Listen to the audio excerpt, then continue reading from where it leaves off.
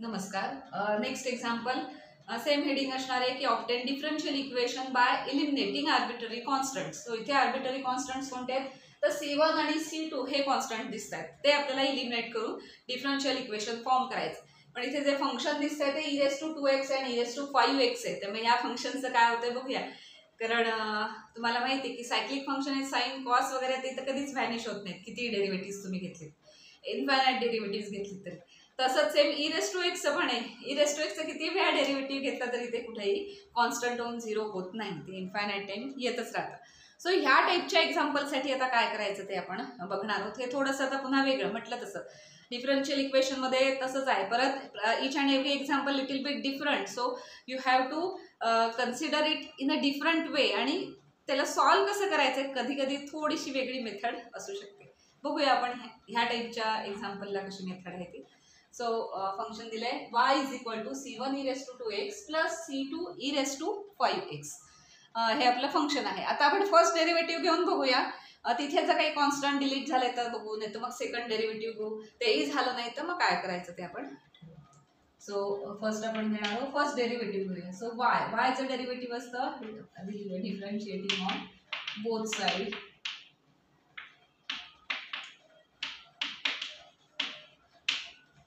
yचं derivative आहे dy/dx is equal to C1. जरी माहिती अननोन असला तरी कॉन्स्टंटच आहे, त्यामुळे C1 तसाच राहील. e⁻²x चा डेरिव्हेटिव्ह किती येणार e⁻²x into derivative of 2x. Chain rule ना, नुसतं e⁻². सो 2x चा डेरिव्हेटिव्ह 2 असतं, so into 2 plus C2 e⁻5x into 5. Generally constant आपण लेफ्ट साइडला घेतो, त्यामुळे आपण रिराईट करूया equation. Therefore dy/dx is equal to 2C1 e⁻²x plus 5C2 e⁻5x. C1 C2 तसेच राहिले. C1 C2 ची तशी व्हॅल्यू पण मिळेल असं आपल्याला आता वाटत नाही, कारण e⁻² कुठेही व्हॅनिश होत नाही.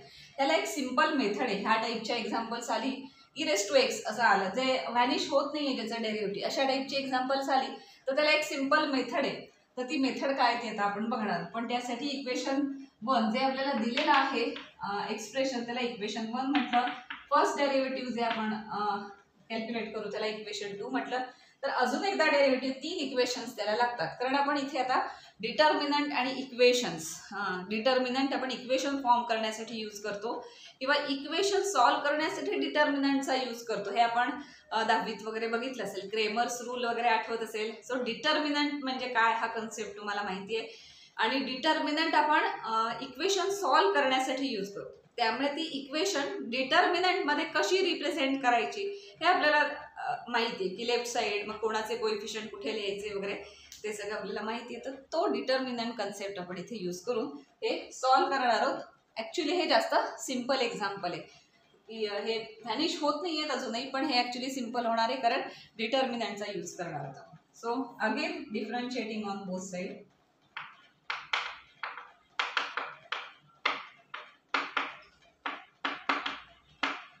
we get derivative dy/dx derivative असतं d2y/dx². आता इथे आपण डायरेक्टली हा 2 आहे. C1 e⁻²x चा डेरिव्हेटिव्ह हेच येणार आहे परत 2C1 e⁻²x, बिकॉज e⁻²x चा डेरिव्हेटिव्ह e⁻²x इंटू 2 येतं ना, सो 2 येणार. सो 2 and 2 हे झाले 4.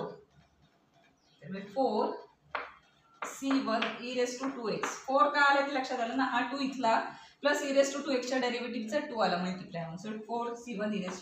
सिंपल आहे आता ही डेरिव्हेटिव्ह म्हणून डायरेक्ट लिहिले 5 इंटू 5 म्हणजे इथे येणार 25C2 e⁻5x. इथे 25 कसं आलंय हे 5 आणि e⁻5x च्या डेरिव्हेटिव्ह मधले 5 इंटू 5 25. So equation 3. आता या सगळ्यासाठी सॉल्व्ह करायला आपण काय करणार डिटर्मिनंटचा यूज करतो. आता ही तिन्ही इक्वेशन आपण डिटर्मिनंटच्या फॉर्म मध्ये रिप्रेझेंट करायची. सो आपण असं म्हणू representing these 3 equations 1, 2 and 3 in the form of determinant.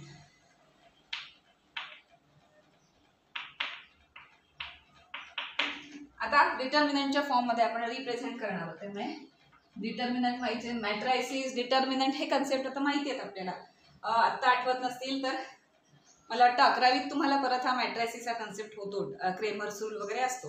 So 3/3 मॅट्रायसिस असेल तर क्रेमर्स रूल कसा, ॲक्च्युली 10वीत पण झालाय पण 11वीत पण असेल नसेल लक्षात. तर या चॅनलमध्ये पण 10वीचे व्हिडिओज आहेत ज्याच्यात 10वीत मॅट्रायसिस हा कन्सेप्ट आहे तो शिकवलेला आहे, क्रेमर्स रूल म्हणून. आता आपण काय करणार, लेफ्ट साइड आहे, left side as it is तशीच आपण तिथे लिहून घेणार आहे. ॲक्च्युली इक्वेशन लिहिण्याची पद्धती जशी असते त्याप्रमाणे लिहा. आपल्याला काय फक्त इक्वेशन फॉर्म करायचं, इक्वेशन सॉल्व्ह करायचं नाही आपल्याला. डिटर्मिनंट इक्वेशन सॉल्व्ह करतात, आपल्याला पुढे जाऊन सॉल्व्ह करत बसायचं नाही, आपल्याला फक्त फॉर्म करायचं आहे डिफरन्शियल इक्वेशन. आणि हे का असं करावं लागतंय, कारण तुम्ही हे इन्फायनाईट टाइम जरी डेरिव्हेटिव्ह घेत बसला तरी e⁻x कुठेही जाणार नाही, ते तसंच राहील. आणि e⁻x ला अटॅच म्हणजे कोइफिशियंट म्हणून C1 आणि C2 असल्यामुळे तेही जाणार नाही, तेही व्हॅनिश होणार नाही, ते तसेच राहतील. ते व्हॅनिश व्हायला हवेत म्हणूनच तर आपण हे सगळं करतोय. So C1 e⁻2x and C2 e⁻2x consider it as a variable. म्हणजे का, इथे x आणि इथे y असं असतं ना, 4x + 5y वगैरे अशा टाईपची इक्वेशन. त्याच्यातलं ह्याला xy असं कन्सिडर करा आणि उरलेले जे कॉन्स्टंट आहेत त्याला आपण कोइफिशियंट म्हणणार त्याचे. त्यामुळे left side as it is जी आहे तशीच आपण इथे कॉलम वाईज लिहिणार. सो लेफ्ट साइडच्या कॉलमचा फर्स्ट आहे y, सेकंड आहे dy/dx आणि third is d2y/dx². So first column त्या अशा टाईपची एक्झाम्पल आली की लक्षात घ्या, फर्स्ट कॉलम हा y, dy/dx, d2y/dx असं आपण लिहून घेणार.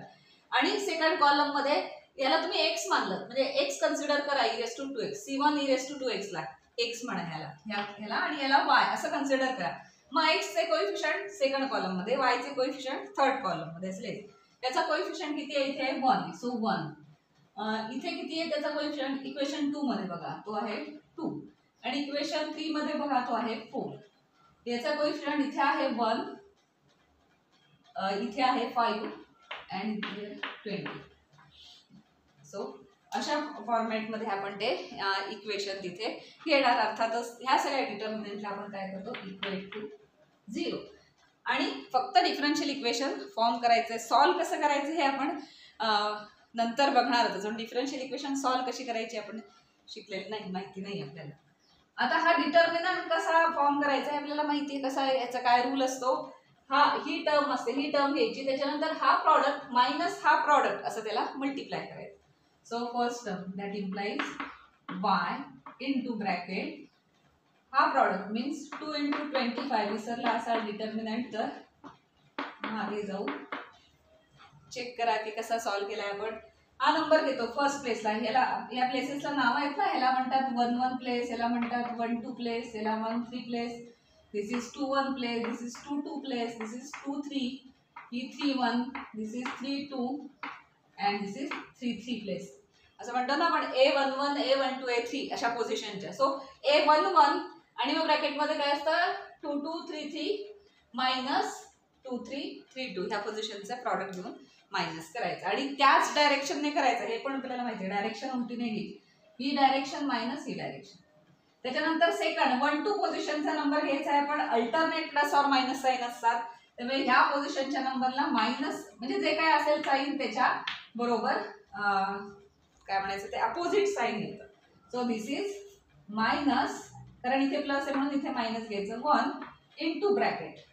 आता ही रो आणि हा कॉलम इग्नोर करायचा आणि मग काय करायचं, अशा पद्धतीने प्रॉडक्ट घ्यायचं. Means dy/dx into 25. So 25 dy/dx minus this 5 into d2y/dx, 5 खाली लिहूया इथे. सो -1 इंटू त्या डायरेक्शन में 25 dy/dx माइनस दिस 5 d2y/dx².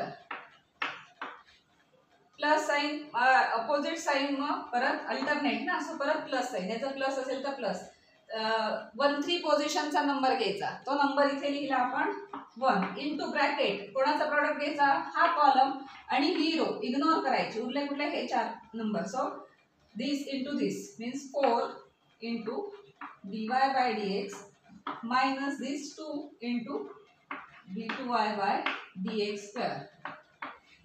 हे सगळं ॲडिशन सबट्रॅक्शन झाली की विच इज इक्वल टू 0, कारण हा डिटर्मिनंट आपण 0ला इक्वेट करतो. सो सोपी मेथड आहे. एकदा ही 3 इक्वेशन्स फाइंड आउट करायची, मग ती अशा पद्धतीने रिप्रेझेंट करायची आणि डिटर्मिनंट कसा सॉल्व्ह करायचा ही मेथड किंवा त्याचे रूल्स आपल्याला माहिती आहेत, ते रूल्स इथे आपण सगळे अप्लाय करून त्याप्रमाणे ती 0ला इक्वेट करायचं. आणि आता थोडंसं आपण तिथे सॉल्व नाही, रिअरेंज करूया. आता इथे काय कुठे प्रॉडक्ट आहे, कुठे काही कॅन्सल होतंय का वगैरे असं प्लस मायनस ते सगळं घेऊन डेरिव्हेटिव्हज तर आता दिसायला लागलेले आहेत. C1 C2 कॉन्स्टंट पण व्हॅनिश झालेले आहेत, त्यामुळे आता फक्त रिअरेंज करायचं. आता हा y इंटू 50 मायनस 25 म्हणजे 50 minus 20 which is equal to 30y असं राहिलं इथे, मायनस 1 इंटू ब्रॅकेट 1 लिहायची गरज नाही, ब्रॅकेटमध्ये काय करायला बघूया, 25 dy/dx 25 dy/dx minus 5 d2y/dx square. खरं तर डायरेक्ट स्टेप आपण लिहू शकलो असतो पण ठीक, plus 1 into 4 dy/dx. Bracket open करूया आणि काही ॲडिशन सबट्रॅक्शन होते का बघूया, इज इक्वल टू 0. तर हे सगळे ब्रॅकेट ओपन करूया, which is equal to 30y minus, आता ह्याला मायनस काय येणार, minus 25 dy/dx minus minus plus 5 d2y/dx square. इथे प्लस साइनच आहे, so plus 4 dy/dx and minus 2 d2y/dx square is equal to 0.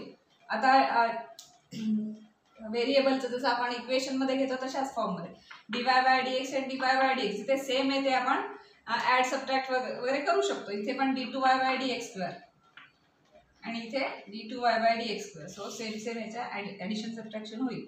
That implies 30y dy/dx dy/dx minus 25 plus 4 means minus 21 dy/dx आणि याच्यात 5 आणि मायनस 2 means plus 3 d2y/dx square is equal to 0.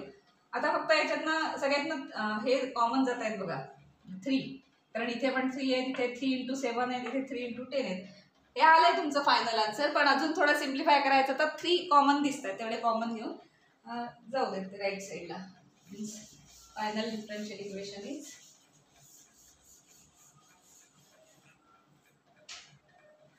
That implies इथे 10 होईल, 10y minus 7 राहील, 7 dy/dx plus 3 निघून गेले, 3 common घेऊन आपण काढून टाकले, d2y/dx square is equal to 0. This is your final differential equation without arbitrary constant C1 and C2. So या फॉर्मॅटमध्ये आलं की डिटर्मिनंटचा यूज करून जास्त सिम्पल होतं आणि लगेच सॉल्व्ह होतं. लिहिताना तुम्ही असं पण लिहू शकता, कारण हे असं एक्स स्क्वेअर सारखं दिसतंय, सो ही term first then this term is equal to, ते रिअरेंज कसंही करा, कुठली साईन वगैरे चेंज न करता, व्हॅल्यू चेंज न करता रिअरेंज कसंही करून तुम्ही लिहू शकता. सो अशा पद्धतीने आपण डिफरन्शियल इक्वेशन्स फॉर्म करू शकतो. अजून काही वर्ड एक्झाम्पल्स पण आहेत ज्याच्यात आपण डिफरन्शियल इक्वेशन नुसतं एक स्टेटमेंट दिलेलं असेल, त्याच्यावरून आधी आपल्याला इक्वेशन फॉर्म करावं लागतं आणि नंतर डिफरन्शियल इक्वेशन फॉर्म करावं लागतं. अशा टाईपची पण काही एक्झाम्पल्स बघणार आहोत. आणि नंतर ही डिफरन्शियल इक्वेशन सॉल्व्ह कशी करायची असा पण कन्सेप्ट आहे. अर्थातच सॉल्व्ह करताना इंटिग्रेशन लागणार आहे. आत्ता आपल्याला ही फॉर्म करताना डेरिव्हेटिव्ह हा कन्सेप्ट लागला. So he formation of differential इक्वेशनच्या वेगवेगळ्या पद्धती.